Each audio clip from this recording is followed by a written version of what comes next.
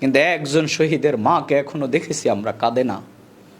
কারণ তার সন্তান তাকে বলেছিল, মা আমি যদি শহীদ হয়ে যাই, আল্লাহ যদি আমাকে শহীদ হিসাবে কবুল করে, তোমার সাথে মা আমার জান্নাতের সিঁড়িতে দেখা হবে, কিন্তু তুমি কান্নাকাটি করে তোমার সাথে সাক্ষাতের পথকে রুদ্ধ করে দিই।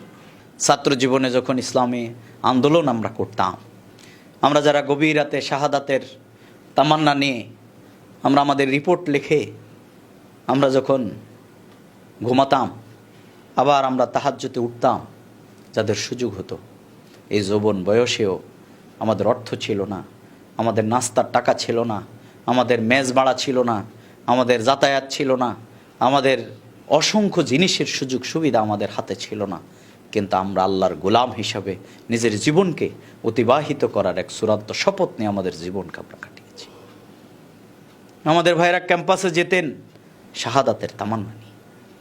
আমি সেদিনও শহীদ রবিউল ভাইয়ের সেই চিঠিটা আবার পড়েছি, যে রবিউল ভাই পরীক্ষা দিয়ে বাড়িতে যাওয়ার জন্য দায়িত্বশীলের কাছে ছুটির জন্য আসছিলেন, কিন্তু দায়িত্বশীল তাকে ছুটি দেয় নাই। বলছেন বিশ্ববিদ্যালয়ের পরিস্থিতি ভালো না, আপনার ছুটি হবে না, আপনি থাকেন। তিনি সাথে সাথে দায়িত্বশীলের সামনে বসেই তিনি একটি কাগজে চিঠি লিখেছিলেন যে, আমার শ্রদ্ধেয় প্রিয় মা, আমার পরীক্ষা শেষ হয়েছে, আমার ইচ্ছা ছিল বাড়িতে আসব, আমার ইচ্ছা ছিল আপনার সাথে আমার সাক্ষাৎ হবে, কিন্তু আমার মন বলছে, আমার দায়িত্বশীল আমাকে ছুটি দেয় নেই, আমার মন বলছে যে আমি শহীদ হয়ে যাব, আল্লাহ তাআলা আমাকে শহীদ হিসেবে কবুল করবেন। মা, আমার মন বলছে যে তোমার সাথে আমার আর দেখা হবে না। দায়িত্বশীলের সামনে বসেই লিখে দিয়েছে। শহীদ রবিউল ভাইয়ের মায়ের কাছে চিঠি পৌঁছার মাত্র কিছু সময়ের ব্যবধানে আল্লাহর দরবার আমাদের প্রিয় ভাই শাহাদাতের নসরানা পেশ করেছে। শহীদ রবিউল ভাইয়ের মা তখন তো আর মোবাইল, এই প্রযুক্তির সুযোগ ছিল না।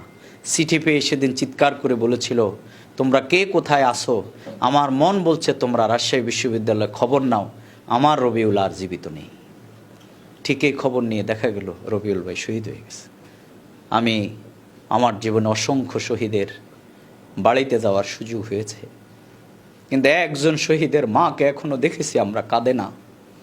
কারণ তার সন্তান তাকে বলেছিল, মা আমি যদি শহীদ হয়ে যাই, আল্লাহ যদি আমাকে শহীদ হিসাবে কবুল করে, তোমার সাথে মা আমার জান্নাতের সিঁড়িতে দেখা হবে, কিন্তু তুমি কান্নাকাটি করে তোমার সাথে সাক্ষাতের পথকে রুদ্ধ করে দিও।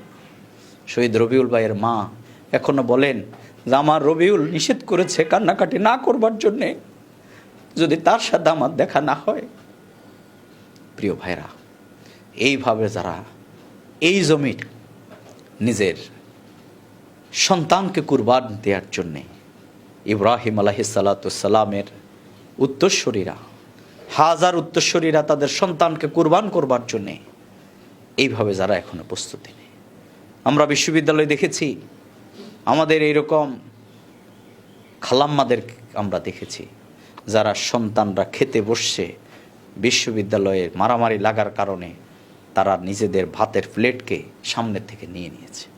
বলছে, যাও যাও বিশ্ববিদ্যালয়ের এই পরিস্থিতি মোকাবেলায় তোমরা অংশগ্রহণ করো, যদি হে আমার সন্তানেরা শহীদ হও তাহলে আমি সৌভাগ্যবান, আর যদি গাজী হয়ে আসতে পারো তাহলে মা হিসেবে আমি তোমাদেরকে খেতে দেব, এর আগে আর তোমাদের খাবার নেই।